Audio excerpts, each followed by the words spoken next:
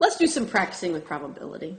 First, when rolling a fair six-sided die, numbered 1 through 6, what is the probability of rolling a 4 or a 5?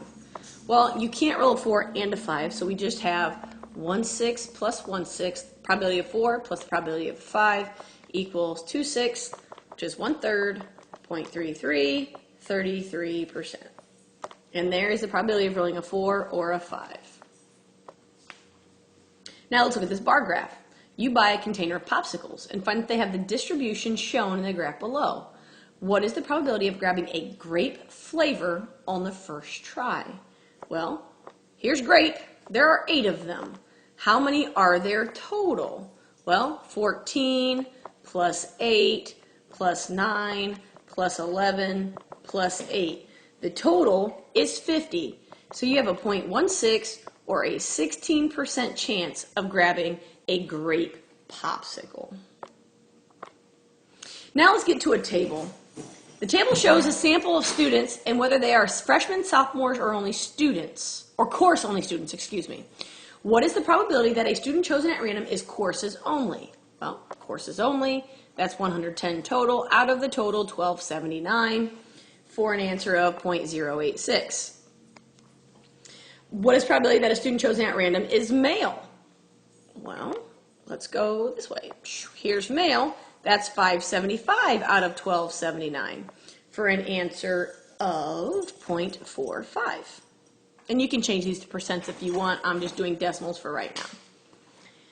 What are 2 ways that you can find the probability that a student chosen at random is female? Well, we could just do the probability of female, right? Which would be 704 out of 1279. That's one way. Or we know that males and females are complements of each other. So we could find 1 minus the probability of being male. So 1 minus male is 575 over 1279, and you would get the same 704 out of 1279. So you can do it straightforward, or you can use the concept of a complement. What is the probability that a student chosen at random is a freshman and is male?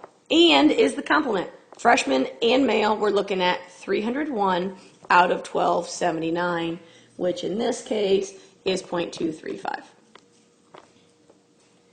What is the probability that a student chosen at random is a freshman or a male? So now we're looking at freshmen plus the males minus the freshman males because they have the overlap.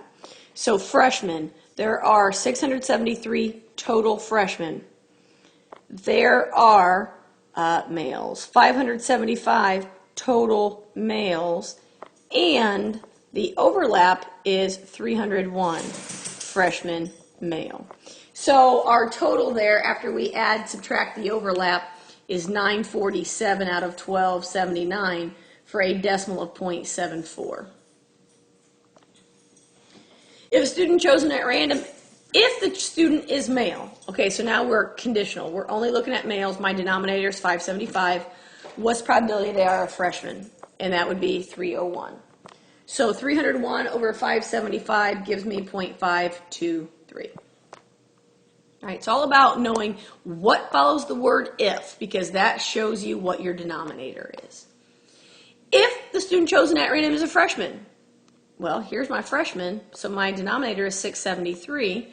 Probability they are male, 301. And that gives me 0.447. So we just did quite a few problems that all dealt around freshmen and male, and notice how they were all very different. So make sure you're keeping track of your keywords of if or given and going from there. All right, let's use a new data set. 2010 U.S. population by gender and marital status. So what is the probability a randomly selected U.S. citizen is female? Well, total females, 121, 140 over 234, 572. Again, I'm going to go all decimals in this section, and 0.516. So 51.6% if you change it to a percent. Probability if someone is married. Well, here's my marrieds.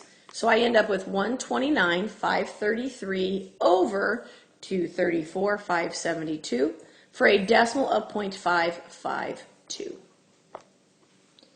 What is probability a random selected U.S. citizen is a man who has never been married. So we're looking at man and not married. Here's my man not married, 33,748 over the total 234,572 is a man who's never been married. And now I have 0.144. Probability somebody is divorced if that person is female. So now we are focused only on the female line. So that's 121, 140 as my denominator. And I'm looking for if they're divorced. Well, here's my divorcees, so 13,748 for my decimal approximation of 0.113. Now it says if that person is divorced. Probability of a female if divorced. So our focus now is on the divorced row. My denominator is 23,714, and we're looking for female.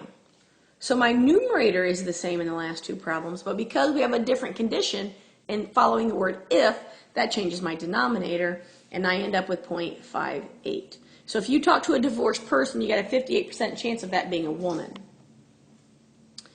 What about the probability of somebody being either separated or widowed?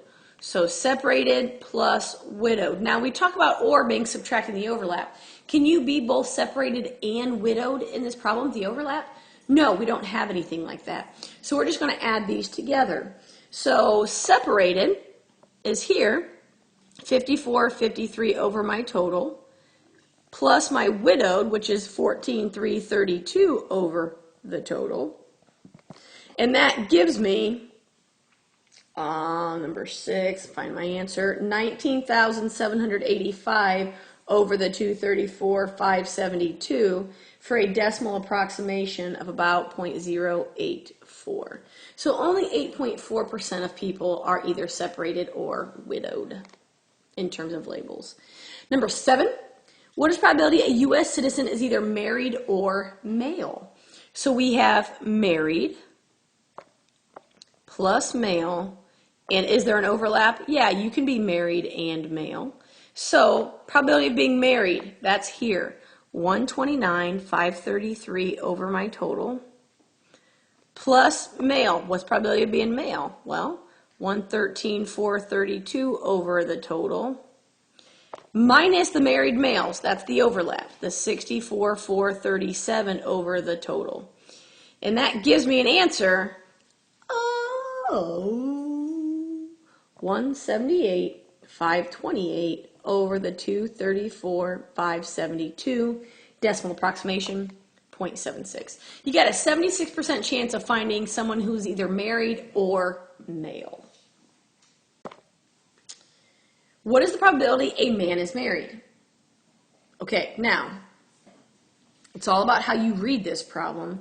And so, I'm probably interpreting things differently from video to video, but when I read this, I say, what's probability a man? So that means we're focused on men. What's probability a man is married? So 64,437 out of the total men. And I know there's no if or given, which makes this one a little bit trickier.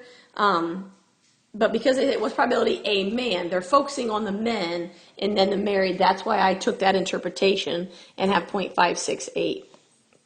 Number 9, what is probability someone who is divorced is female? Okay, so what is probability someone who is divorced? We're focused on the divorced here. That's how I read this. So 23,714 is my denominator, is female. So I'm looking at those females, 13,748.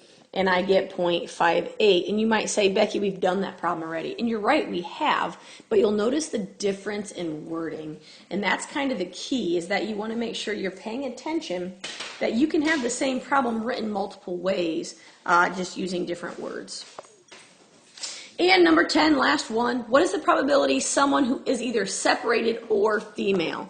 So I have separated plus female, and is there an overlap? Yes. So we can subtract the separated females.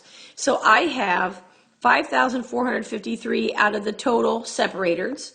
We're going to add the females, 121,140 out of the total.